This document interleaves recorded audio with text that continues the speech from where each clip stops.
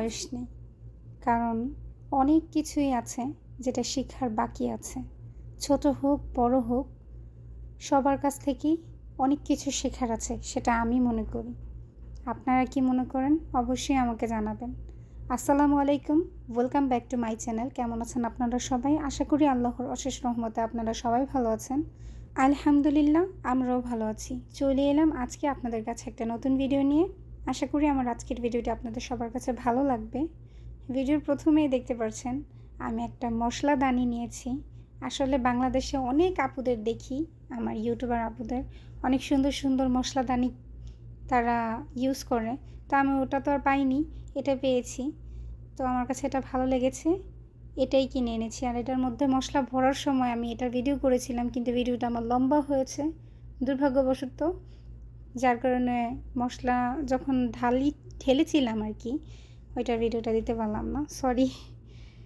তার এই তো আজকে সকালে ব্রেকফাস্টের বদলে ভাবলাম একটু কফি করি আর এটা আপনাদের সাথে শেয়ার করি। তো এখানে আমি যেভাবে রেগুলার কফি করে খাই সেভাবেই আমি আপনাদের সাথে শেয়ার করছি। এখানে আমি দিয়ে দিলাম কফি, তারপর দিয়ে দিলাম চিনি, আর এটা হচ্ছে কফি মিট, মানে কফির দুধ আর কি। এটা একসাথে অ্যাড করে দেব এটার মধ্যে। এই তো দিয়ে দিলাম। আমি যতটুকু পরিমাণে খাই আর কি ততটুকু। আর আমি সবসময় কফি বলেন চা বলেন সব কিছুর মধ্যেই দুধটাই বেশি খাই। এখন আমি এর মধ্যে ফুটন্ত গরম পানি অ্যাড করব। পানিটা আমি আগেই গরম করে রেখেছিলাম। এই তো দিয়ে দিলাম।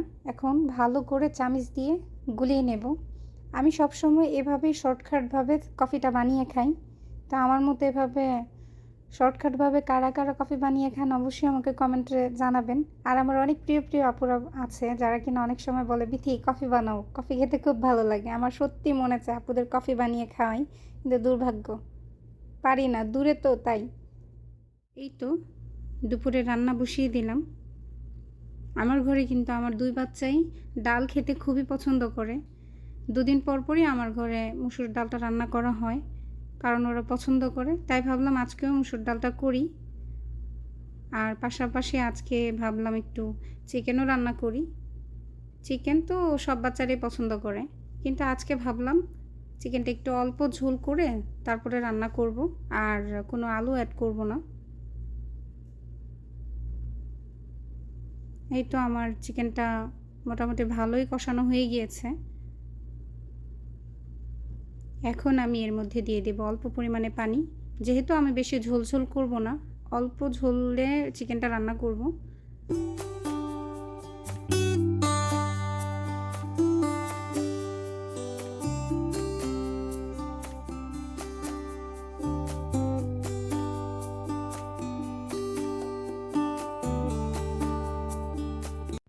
এই তো আমার চিকেন রান্না হয়ে গিয়েছে। বরাবরের মতোই সালাদটা করে নেব। এখানে আছে সালাদ পাতা, আমি সালাদ পাতা নিয়ে নিয়েছি, আর হচ্ছে শসা, আর অল্প পরিমাণে টমেটো নিয়েছি। শসাটা আমি ছিলে নিয়েছি। এখন আমি শসাগুলি কেটে নেব। ছুরি দিয়ে কাটতে কিন্তু অনেকটাই সুবিধা হয়। সেটা কেমন আমি বলছি। যদি ছুরি দিয়ে কাটার সিস্টেমটা একবার বোঝা যায় না, আসলে অনেকটাই সহজ। আমার কাছে এখন অনেকটাই সহজ লাগে কাজ করতে করতে। তো সালাদ কাটতে কাটতে আমি আপনাদেরকে কিছু কথা বলি। আমার গত ভিডিওতে আমার অনেক প্রিয় প্রিয় আপুরা আছে যারা কিনা আমাকে অনেক ভালোবাসা দিয়েছে, আমার জন্য অনেকটা দোয়া দিয়েছে। তো আমি এটা বলবো না যে কালকের ভিডিওটা দেওয়ার একমাত্র উদ্দেশ্য হচ্ছে আমার খারাপ দিনটা যে গিয়েছে, আমি যে ফাইট করেছি সেটা আমার বড় কথা না। যে আমার জীবনে কিন্তু এরকম অনেক অনেক গল্প আছে যেটা কিনা ফেস করার মতো না। আমার তো বোন নেই, তাই ভাবলাম হঠাৎ করে যে মা হওয়ার যে বিষয়টা সেটা আমি আপনাদের কাছে শেয়ার করি। আর হ্যাঁ, আরেকটা কথা সেটা হচ্ছে অনেক আপুরা আছে যারা কিনা বাহিরের দেশে আছে, যাদের বেবি কনসিভ হচ্ছে না। অনেক অনেক সিচুয়েশন আছে যারা ফলো করে বা ফলো করে না। আমি যেভাবে ফলো করে কনসিভটা করেছি, তা আমি ওইটা শেয়ার করার জন্যই আমার মা হওয়ার জার্নিটা আপনাদের সবার কাছে শেয়ার করেছি। আমি আমার প্রিয় কিছু আপুদের ক্ষেত্রে বলতে চাই, যাদের কিনা বেবি হয়নি কিংবা বেবির জন্য ট্রাই করছেন, একটা প্ল্যানিং করছেন, তাদের উদ্দেশ্যে এই কথাটা আমার বলা। আমি কিন্তু অনেক ডক্টর দেখিয়েছি, অনেককে ডক্টরের কাছে নিয়েও গিয়েছি। আমার চোখের সামনে অনেক আমার প্রিয় ভাবিরা আছে যারা কিনা বেবির জন্য এখনও পর্যন্ত ট্রাই করছে। তো তাদের ক্ষেত্রে আমি একটা কথাই বলতে চাই, সেটা হচ্ছে টেনশন। প্লিজ টেনশন করবেন না। টেনশন কিন্তু অনেক বড় একটা রোগ আর অনেক বড় একটা জিনিস। টেনশন করলে কিন্তু বেবি কনসিভ হয় না।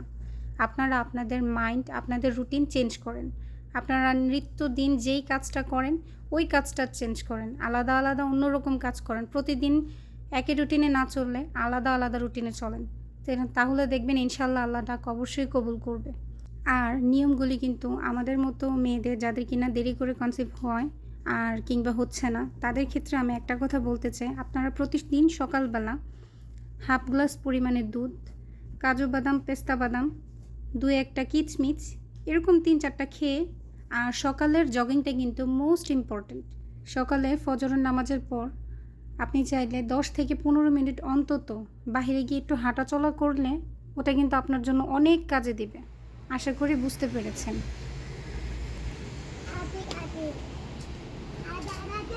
আমার এই ভিডিওটা কিন্তু গতকালকের ভিডিও, এটা ভাববেন না 2-3 দিন আগের ভিডিও দিয়েছি।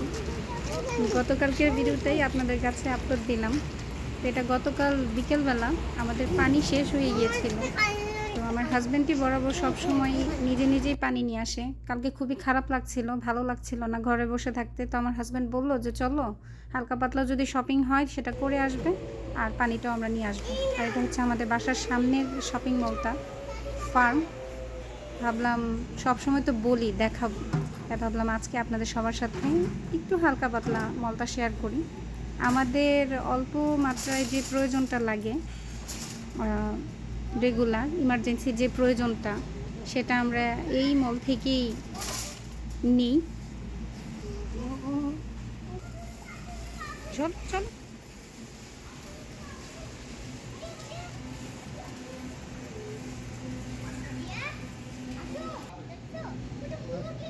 কি আর বলবো, কোথাও গিয়ে শান্তি নেই। যেখানেই যাই আমার বাচ্চাদের আওয়াজ আপনাদের কানে দিতেই হবে, এটা কিছু করার নেই। আপনারা শোনেন আমার বাচ্চাদের আওয়াজ, শব্দ শোনেন, কিচ্ছু করার নেই।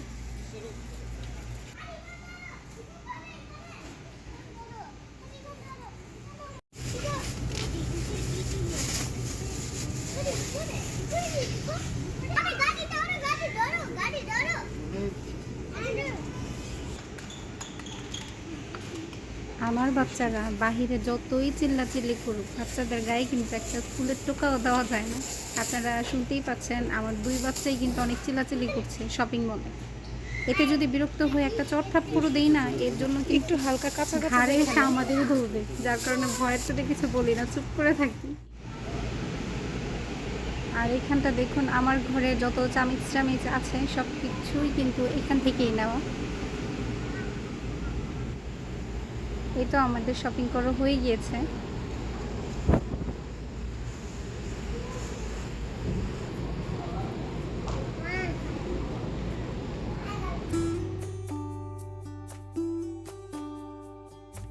আর এটা হচ্ছে বাসায় আসার পর ভাবলাম কি আনলাম সেটা আপনাদের সাথে শেয়ার করি।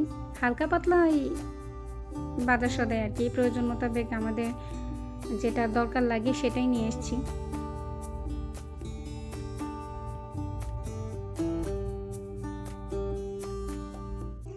এখানে কলা নিয়ে এসেছি, একটু কাঁচা দেখেই নিয়ে এসেছি, কারণ এই কলাটা আগামীকালের মধ্যে লাল টকটকা হয়ে যাবে। কারণ যেই পরিমাণে সৌদি আরবে গরম, যার কারণে আধা কাঁচা কলাটাই আমরা শপিং মল থেকে নিয়ে আসি।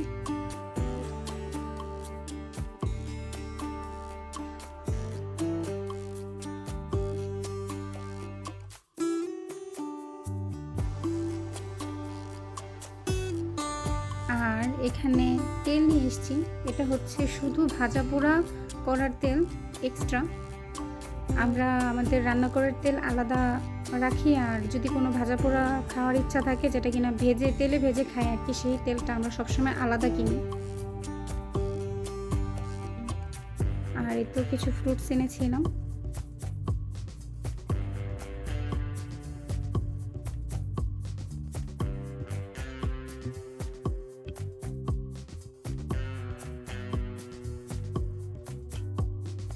আর এখানে লেগ পিস নিয়ে এসেছি, চিকেন লেগ পিস।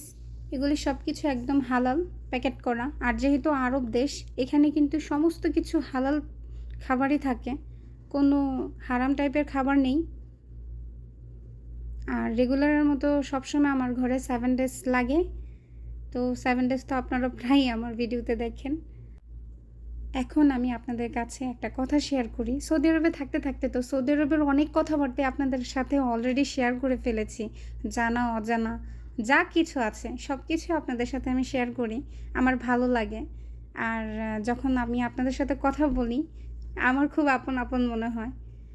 আমার খুবই প্রিয় আপুরা আছে যারা কিনা দূরে থেকেও আমার মনে হয় তারা আমার খুব কাছে এই ভিডিওর মাধ্যমে। আর এই যে দেখুন, এই শপিং করার যেই আমাদের ব্যাগগুলি, শপিং মল থেকে আমাদের যেই শপিং ব্যাগগুলি আনা হয়, এগুলি কিন্তু আমি সবসময় এরকম ভাঁজ করে রেখে দিই, কারণ এগুলি আমাদের কাজটা ফেলতে সুবিধা হয়। এই তো আমার ভাঁজ করা হয়ে গিয়েছে, এখন এগুলি আমি রেখে দেব। আমার অনেক প্রিয় আপুরা আছে যাদেরকে না আমি উঠতে গেলে, বসতে গেলে, রান্না করতে গেলে সব ক্ষেত্রে আমি তাদেরকে মনে করি। রান্না করতে গেলে মনে করি ওই আপুর মতো রান্না তো হয়েছে, এই আপুর মতো ওটা হয়েছে। তো এই ছিল আমার আজকের ভিডিও। সবাই ভালো থাকবেন, সুস্থ থাকবেন। আল্লাহ হাফেজ অ্যান্ড আসসালামু আলাইকুম।